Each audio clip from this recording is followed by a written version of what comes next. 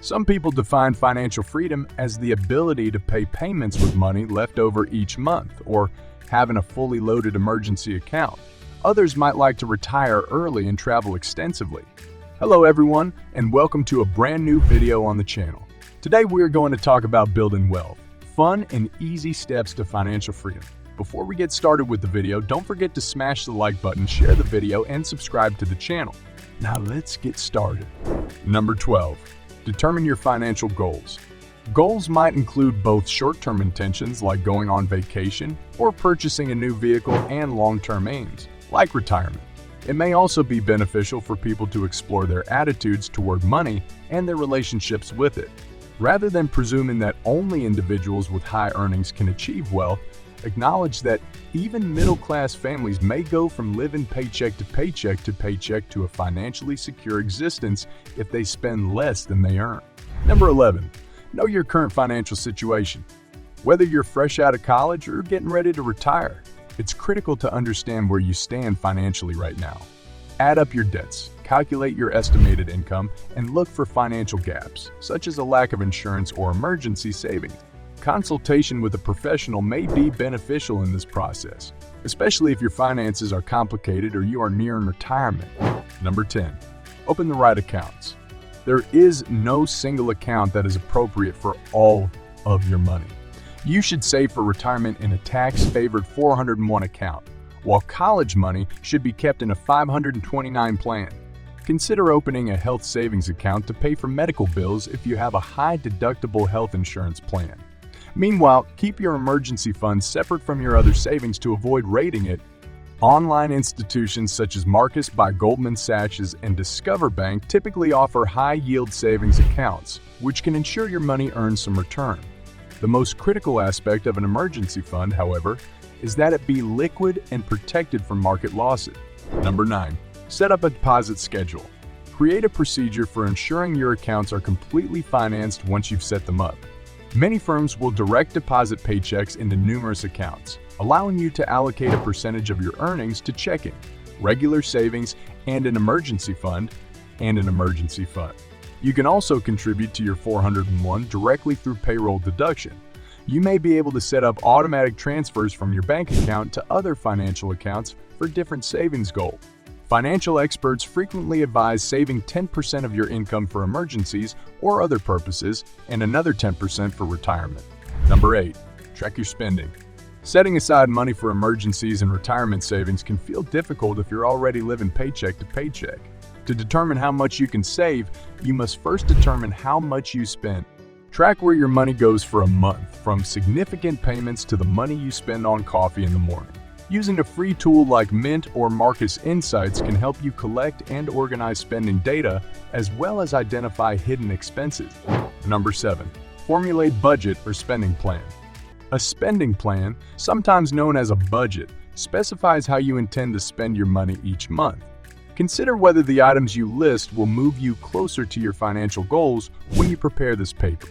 People used to be limited to using a pencil and paper or a spreadsheet to budget.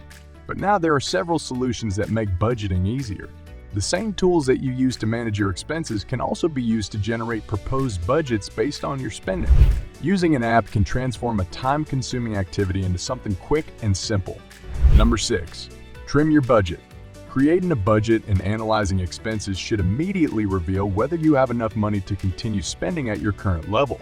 If not, you'll need to cut costs somewhere, and the obvious place to start is with unneeded or redundant services, such as numerous subscriptions to streaming services that you rarely use. Saving money does not always imply foregoing your morning cappuccino or gym subscription. Instead, consumers should consider substantial lifestyle adjustments that could enhance their financial conditions rather than minor expenses. Selling your home or purchasing a cheap, old car may appear to be huge sacrifices. It may be useful, though, if it contributes to your ultimate goal of long-term financial independence. Number 5. Prepare for surprise expenses. It is a mistake to think of budgeting solely in terms of monthly spending. Every household may confront costs throughout the year, ranging from planned insurance premiums to unexpected auto repairs. It is not impossible to plan for these costs, because all mechanical objects have a finite lifespan. You can budget for unexpected expenses such as automobile repairs and malfunctioning appliances. Families can prepare for these surprises by saving aside a modest amount each month. Direct transfers to a different account are an easy way to achieve this. Number 4. Create a debt repayment plan. For most people, financial independence entails getting out of debt. While owning a home without a mortgage can be tough, eliminating credit card debt or even auto loans can be more doable.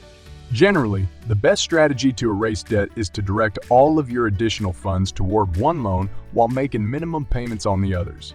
From a mathematical aspect, it may be best to begin with the obligation with the highest interest rate.